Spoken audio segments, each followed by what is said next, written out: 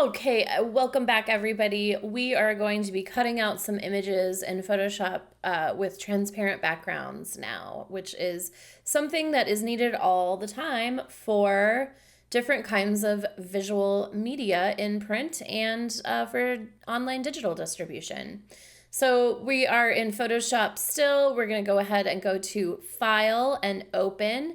And we are going to go ahead and open up our giraffe file. So go ahead and open that up and we can see this lovely giraffe here. And what we need to do is cut the giraffe out of the background. We do not want a background anymore. This is really easy to do with a tool called an object selection that came out not too long ago, but it's been around for a little while. So what I'm going to have you do is come on over to this toolbar. Now remember, if your Photoshop looks weird, all you need to do is go to Window, Workspace, Reset Essentials, and it's going to mirror what I've got going on here. So over in your toolbar, if you go down to the fourth tool down, you should have Object Selection Tool. That's the top option now. So go ahead and select that. And as you move over to your layer, you're going to see it's like, hey, do you want to select the background or the giraffe? Which is pretty cool. So we're going to go ahead and choose the giraffe. And you can see with what it's selected, it did a pretty good job. Now, it doesn't always do the best job with this. Geez, I can't talk. It doesn't always do a great job with this. What it takes is the photograph needs to have really distinct foreground and background. So if you have a picture of a person that has a really high contrast outfit on and their outfit kind of blends into a high contrast background and it's hard to differentiate, what is foreground and what is background, Photoshop has a little harder time with that, okay? But this photo is a really good candidate because it's very easy to distinct this giraffe apart from the background that we have here. So once we have the giraffe selected like we do, you're going to see some options pop up in the top toolbar here. And what I want you to click on is Select and Mask. And what this is going to do is it's going to give you some options over here. And we don't have time to go over all of them today, but there's a couple of options I wanted to point out to you. And those two are Smooth and Feather. So you can see that some areas of the selection are a little bit almost like someone took scissors and cut this giraffe out, which is kind of true. So we're going to take the smoothing and just bring it up a little bit. And then we're going to take the feather, and you don't want to go too crazy, but I would say somewhere between 1.5 and 3 pixels is usually pretty good. And you can see what it's done is it's softened the edge a little bit here of the giraffe. So once that selection occurs, you have some options to go ahead and smooth that out. All right, so we're going to go ahead and hit OK. Now we have one more button that we need to hit. Down here at the very bottom of your layers panel, you've got a few different tools. You're going to see kind of a chain link here, which is for something else. Let me just pull the layers panel off real quick so you can see these a little easier. So you've got this chain link, you've got an FX option here, and then a masking option. So create a layer mask. So we're going to go ahead and do that. And what it's done is it's created a layer in this photograph that is revealing the giraffe and hiding the background. So I'm going to click off of that. And then it's really hard to see. We still have the object selection tool selected. So I'm going to go up to the upper left-hand corner and just click on my selection tool so that that shuts off. And then we can really see what's going on here.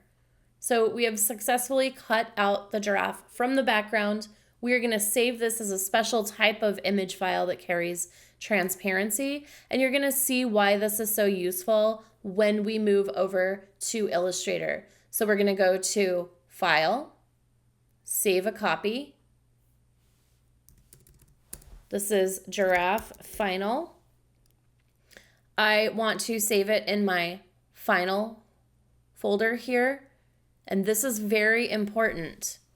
The format should be a PNG, not a JPEG. So PNG. All right, let's go ahead and save the giraffe.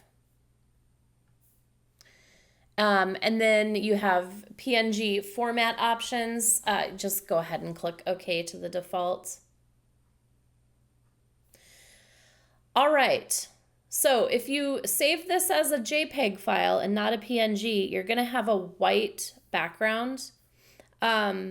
And that happens a lot in these tutorials. Even, I say PNG several times and people still pick JPEG. So let's go ahead and save this. Let's save this as a giraffe PSD in your general folder here. That way, if you accidentally saved it as a JPEG, you can go back in here and open this up and save another copy as the correct file type. All right, so we're gonna go ahead and close out the giraffe. Now we are going to cut out some grapes in this photo right here. So go ahead and open up grapes. But this time we need it to be 2 different images because I want to be able to use the top and bottom as 2 separate images for what we are doing in how I need it to sit with the vector graphics when we bring it into Illustrator. So what we are going to do is on this background layer here, your layers panel is probably down over here. I just have it here for easy viewing. You have this lock on the layer that's pretty typical. You can just click on it and it's going to release the lock there. So what we're going to do is go ahead and duplicate this layer, and that's really, really easy. If you Control or right click on the layer itself, not on the text, but kind of over to the side, you're going to see that there's an option here for duplicate layer. You're going to get a duplicate layer dialog box, and it's all good. Just hit OK. It gives you an option to name it, which is a good organized way to do things. But yeah, so let's go ahead and shut the visibility off on the top layer for now. We're going to come down here to the bottom layer. We're going to grab that object selection tool, and we are going to choose the hand here. And you can see that it went ahead and selected that grape as well, which is great. You can go ahead and choose select and mask to feather it a little bit if you'd like. You don't have to. I'm going to go ahead and do that. Hit OK. And then we, of course, need to hit that masking button. Now, with your pop-up bar down here, you have an option to create mask from selection here, or you can do it from your layers panel. It's kind of the same. It's the same thing. It doesn't matter. So, all right, now we've got our bottom grape selection here. Now, there's a few... Actually, that cutout does look pretty good. I was going to say, Photoshop doesn't always do this so perfect. I chose photographs that would be really easy today for a cutout. Things can get more complicated, and that's for a more advanced situation. But for today, I'm just, like I said, going over these general things that are kind of important to know, and that individuals can delve deeper into that as they like. All right, so now with the top layer, I'm going to choose the grapes, but I also want to choose the hand as well. So how do we pick multiple things?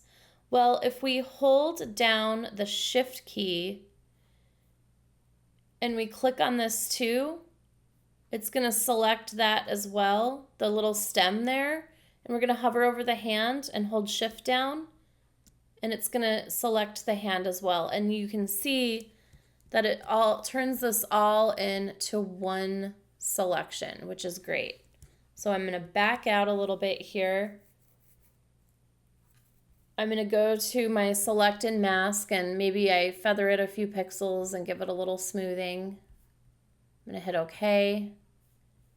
And then we're going to go ahead and click that mask button at the bottom of your layers panel. You can also click the mask option down here on this bar if you'd like. Okay, so now what we have is the bottom hand and then just the top hand holding the vine of grapes. So what we need to do is save 2 different images here. So I'll do the bottom one first. So shut off visibility on the top layer. We only want the bottom hand here. We're going to go to File, Save a Copy, and we're going to say grapes bottom, and you're going to save this in your final. And again, you're going to save this as a PNG file. PNG.